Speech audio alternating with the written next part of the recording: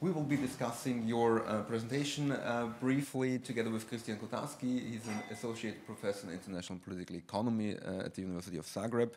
And if you want to find out a bit what he has been doing, for instance, there is in the publications that our friends at the European Liberal Forum just provided in the back of the room, for instance, a piece from him and the Inflation Rising Future of Europe journal. So there will be some. Still white book, 2030. So chapter on economic and monetary union as well. So this is actually the thing that I would like to start firstly.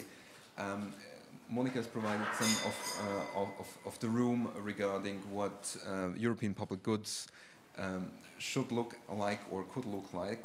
One of the issues that we have not touched so far and that I would like to raise with you is also the role of the European budget from a more macroeconomic point of view.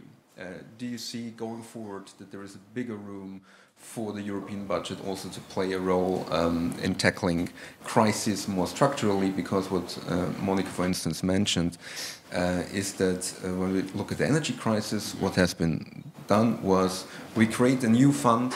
Yeah. It is temporary.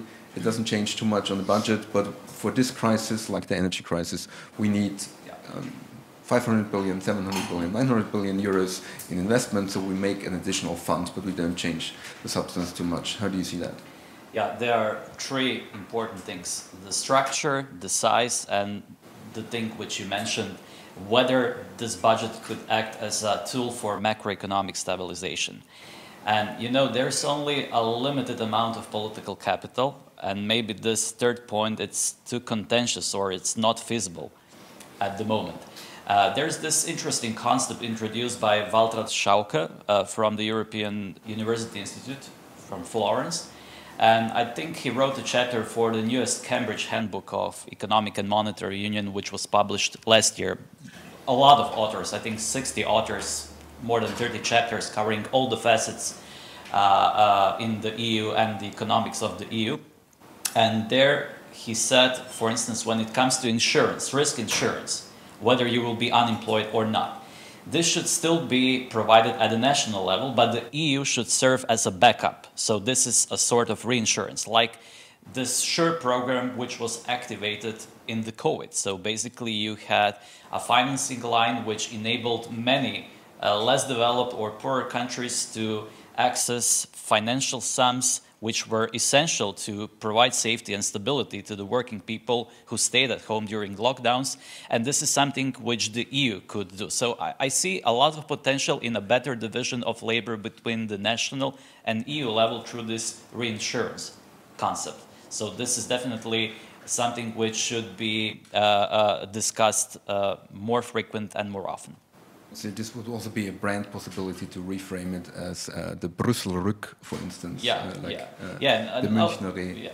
Yeah, and also this issue of macroeconomic stabilization, it would basically imply that maybe it would be better to have some sort of limited separate fund, where when you have good times, you pay certain amount of money as a sort of insurance, but when the rainy days come, then you basically draw back certain percentage of that money.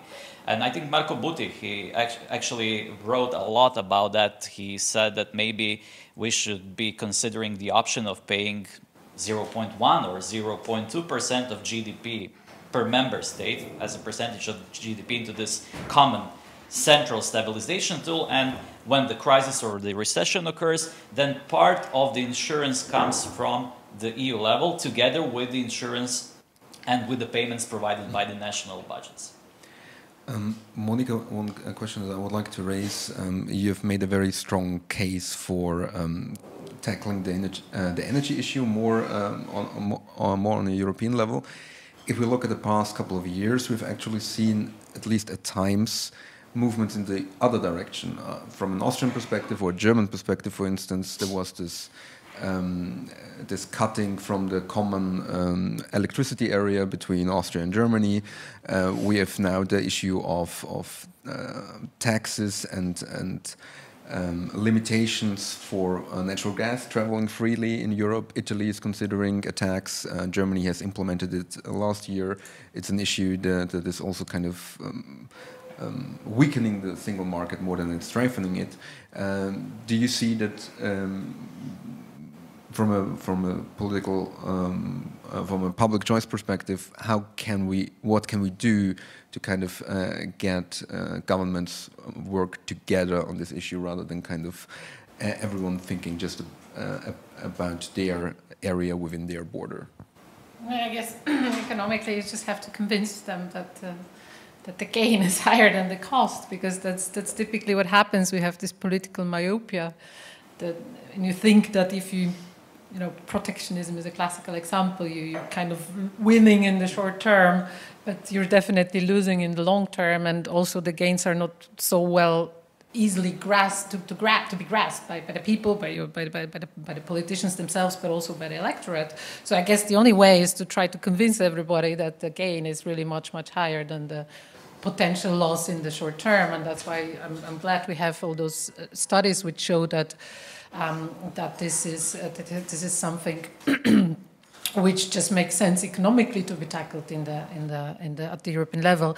But it also brings a little bit back to the question of how we finance this and how it has to do with macroeconomic stabilization. So when we prepared this talk, we discussed it with colleagues that the problem you have obviously is that it's also very volatile, the income. So we're talking about the structural problem. So if you want to have a structural problem financed, then you have to have kind of a non-volatile financing for this problem, and the income from CO2 certificates, but also contributions to some extent, which are also macroeconomically volatile, are probably not enough, because you would need, I think your idea of a rainy day fund is a nice one, but something in a sense of guaranteeing that you can keep the income stable enough so that you can tackle the structural problem independently of the macroeconomic fluctuations which you have. So I think, I didn't mention this explicitly in the talk, but I think this fits very well into your point. So that's my answer. Convincing about the gains, but also establishing something which can be credibly earmarked or credibly used for this kind of problem, and also stable enough so that you don't have to have this political discussion all the time. And the moral hazard issue as well. And the moral hazard issue is I would like to make one round on a very hotly debated issue, and also, of course, ask you to step in with any further questions. At the conference 2 weeks ago in Brussels, one of the most contentious topics, more or less, was the overall size of the European budget. So, kind of, Johannes Hahn from the Austrian People's Party and the Commissioner very much made the point that the 1% is not set in stone, and you should think about raising these funds. Now, Monica, you mentioned one way to deal with that, which would be to earmark solutions and also shift the tax burden overall rather than increase it overall. But what steps do you see as feasible going forward in the next 5 years in terms of how the overall budget might look like in terms of its size and in terms of its role? Well, I mentioned this publication, Liberal White Book 2030. We presented it in Brussels 2 years ago. And in my chapter, I essentially argued for this 2% mark as a new threshold. Ceiling, wrong word, new ceiling. So now we have 1.1%, and I think it's too low for all the stuff we have to finance. We have many challenges, but I completely agree with Monica that we also have to find new ways how to use the existing funds in a more appropriate and efficient manner. But when it comes to raising the ceiling, I think we have to touch upon the core political economy issue, and this is how decisions are being made in the EU. If we retain this unanimity approach, I think we will not be able to tackle all the issues. So I come from a small country, from Croatia. And last week I read in Financial Times that there is a coalition of smaller countries. Austria is also included in this small country coalition group. We have this disagreement with France and part of the ruling majority in Germany about the capital market union. So smaller member states often feel that they are overwhelmed or pressured into corner by Germany and France as big powers, as the central motor of EU integration. And in order to alleviate those fears, I argue that we have to find the balance. We, in smaller countries, Croatia, Slovakia, Slovenia, we are afraid that we will be trampled upon if we will go from unanimity to normal plain majority, 55% of member states, 65% of the EU population. Maybe we should find some compromise in order to avoid the blackmailing from any particular country where one country can raise a veto. Maybe we should go into the direction, there is also this super qualified majority, which means 72% of member states with 65% of the population. Maybe we should go or propose something, okay, 72% of member states, 80% of the population. So to find a balance between the tyranny of minority and the tyranny of majority. I'm afraid that we won't be able to solve all the budgetary issues unless we touch upon this core topic. Would you like to... And one more thing I forgot to add. Sorry, Monica. When we have this extra budgetary way of financing stuff, like Next Generation EU, essentially you handed the power to the Council of Ministers. But EU Parliament, well, it has to approve the budget in a regular procedure. But when it comes to RRF facility, in a certain amount of years, you will have to pay interest on the already issued debt. And basically, the EU Parliament will have to approve for paying this interest on the outstanding debt, which finances all the stuff in terms of green and digital transition. But initially, the European Parliament was not consulted, it was not asked. So it's also an issue of democratic legitimacy, how to actually align those normal budgets and extra budgetary stuff, extra budgetary approach when we have major crises. And we are simply not able to act through the regular budgetary mechanism, but we have to go for the separate one. This sounds in a way that we not only need to future-proof the budget itself, but also future-proof our mechanisms, our democratic institutions to get to this budget that is future-proofing. Yeah, of course. And I fully agree with you. So I agree also with the problem of the democratic control sometimes not being perceived as being strong enough, so that you want to agree to those things. So one other idea I had, I jumped through it because I was too long, was the coalition of the willing to implement some things. I mean, obviously what you could try, maybe with energy or with climate or with education, is to have a subset of countries which do something together and actually agree upon willing to have maybe their own capital market union without France, who actually really wants to dominate the thing and have it sit in Paris and impose it on everybody else. So that's just, I don't think it's just your opinion. And then if the other countries see it works, then they can join, and then we can, try to make it more structural. That would be a more long-term approach, but obviously that's one other option which you could use for having those issues tackled. Thank you so much. At this point, I will also give the possibility to ask any questions if there are any from the audience, or if anybody wants to raise a question from you. If Alva? Yeah, during that annual budget conference, Anne talked about having like a change already in the midterm review of the MFF. Like, what do you think would be feasible to do now? Before we get into the 2028 budget. So, just for our for the video setting, also repeating the question, there is a possibility also in the midterm of this budget to change things. What would be feasible in the short term, from your view? Christian? Well, I believe our hands are pretty much tied before the next financial perspective. But we have to plan accordingly and think more in terms of performance-based approach. So nowadays, money that is being spent, it's actually conceived as something which country is entitled to. We have to especially if you're in underdeveloped regions or underdeveloped countries, we have to achieve surplus, regardless of what this money actually finances and whether it helps in structural transformation of economies. So I think in the next budgetary cycle from 2028 to 2035, we will see whether we will have enlargement. It's something which we cannot, we can only speculate. But in my own opinion, we should reserve higher percentage of the budget in terms of performance-based payments. So this means more conditionality, and this means not only cosmetic reforms. I come from Croatia, and I read something similar. It's Italian State Secretary Codogno. He also discussed this with, as a case in Italy, where you basically have huge payments being made. I think Croatia is the fastest in terms of using this RRF facility.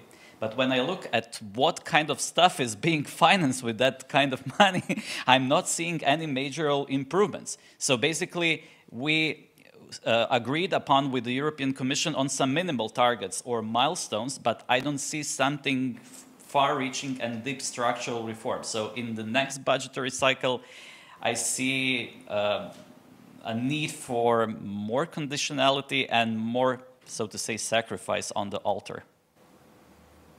Monica, anything to add from your side?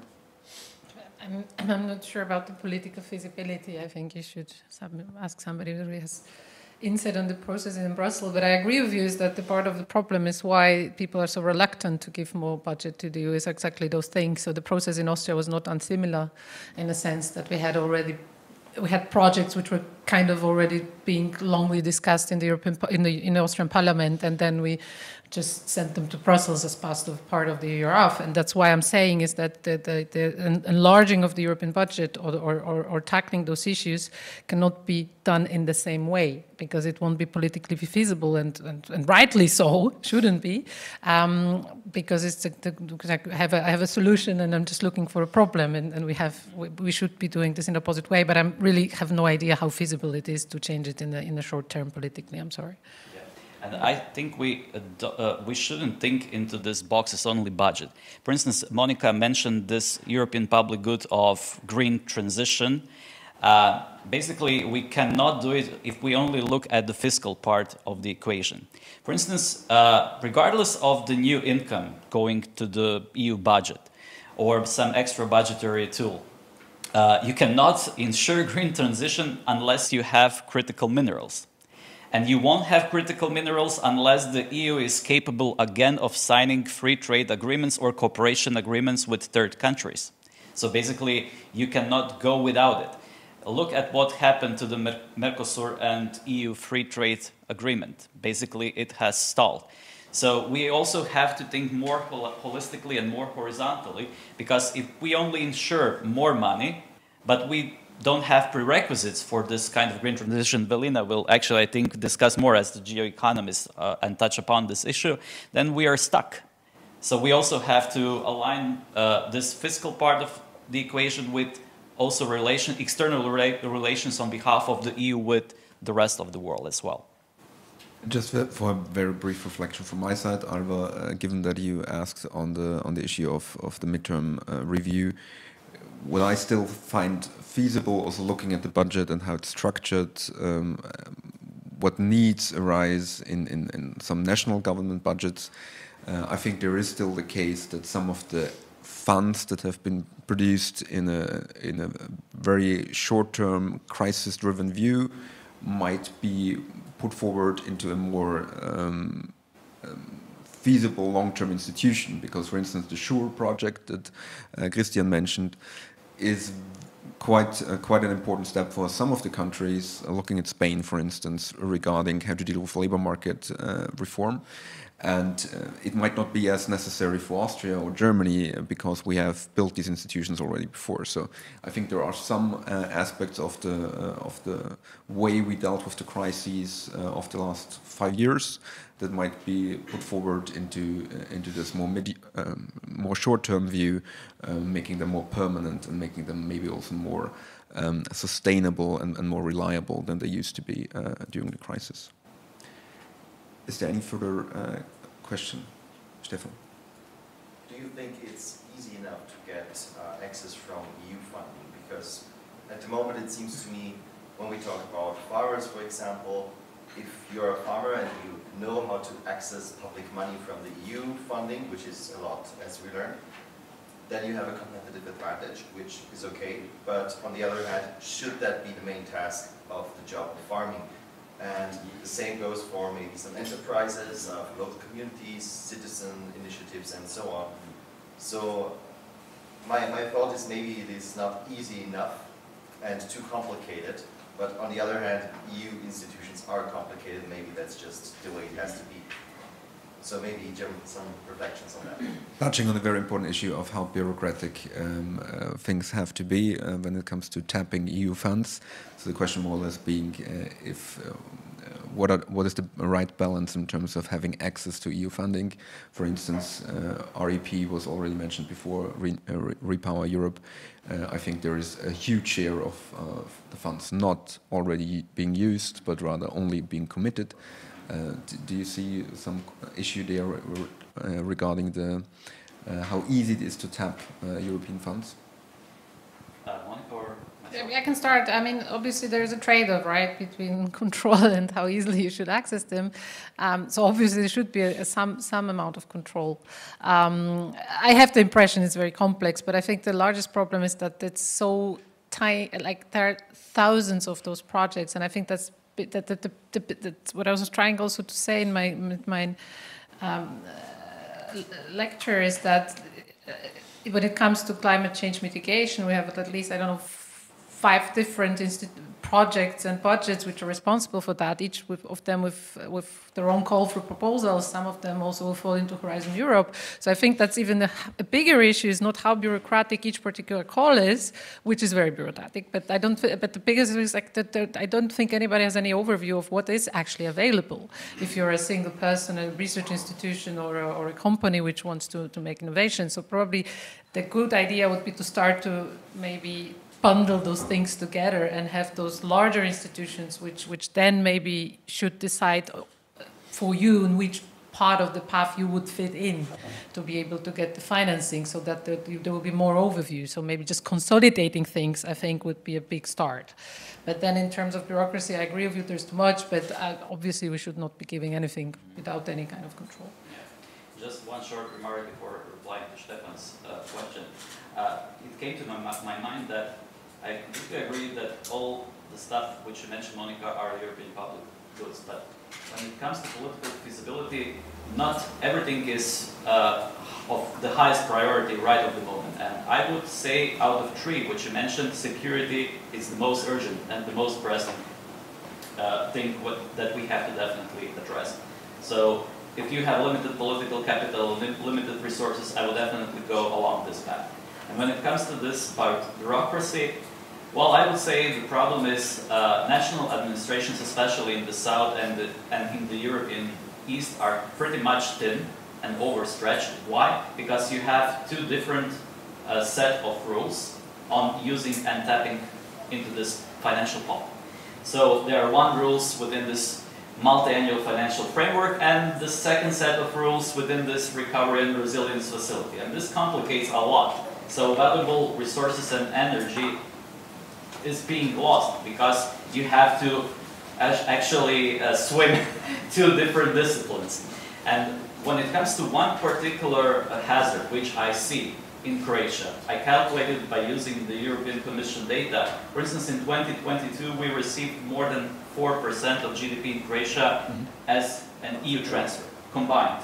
Regular budget and recovery and resilience facility. And what I see, at the very start, I was quite critical that I didn't saw many private companies involved in getting the money. I criticized the government because too much was being handed out to government entities and government-sponsored programs. But I also see the risk if we allow more businesses to tap into this financial pot. What is the risk? More and more businesses are thinking not in terms of how to create productive and innovative and competitive product. They get to start thinking more and more in terms of how to access that kind of sweet money. And this is one of the risks which I definitely see coming in our direction. How to mitigate it, how to avoid it, well, I don't have a solution right out of my hand, but definitely this is my take on this, and I clearly see your point in your question and in your comment. There is this risk of turning ourselves into entities who only want to access the money, regardless of the fact what we will do with that money. But maybe as a quick reminder here that the problem is not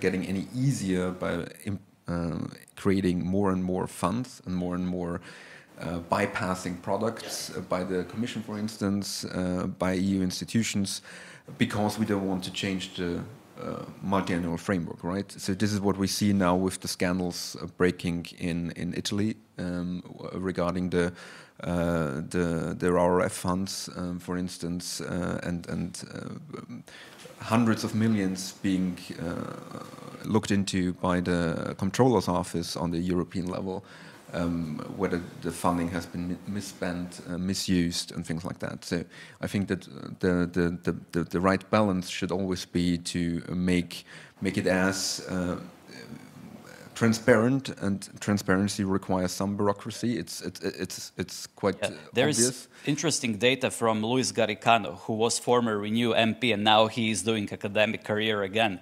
And in his op-ed for Project Syndicate 2 years ago, he basically mentioned that, for instance, when you count EPPO office, Olaf, who are there to prevent frauds and misconduct, basically several years ago, one person employed for preventing this kind of stuff was controlling portfolio of approximately 300 million euros. Mm-hmm. Now it's almost 1 billion, 900 million, I think it's the figure.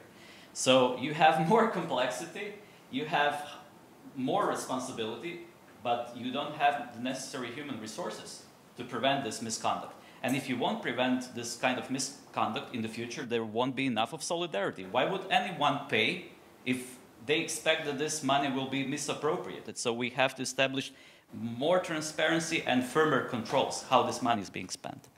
So at the end of a panel with three trained economists, we end up with hiring more economists on the level of the EPPO and looking at the money. No, I need to do this final remark, because that's what I exactly don't want. That's why I started, I'm a bit dogmatic on that, is that I started with the common agricultural policy, because I think that's one of the issues which is politically clear since many years, that you have a lot of redistribution to the top there and a lot of lobbying. So it just, if we wouldn't need that much control if we just really say enough is enough and we don't need those subsidies, or we should have much less of those subsidies and instead have money for structural projects in which you can also guarantee much more control at the democratic level than individual farmers' payments. Sorry, I have to make this point. Thanks, Monica, for this intervention. Monica, Köppl-Turyna, Christian Kotarski, thanks again for your insights in discussing the first panel, and please give them a warm round of applause.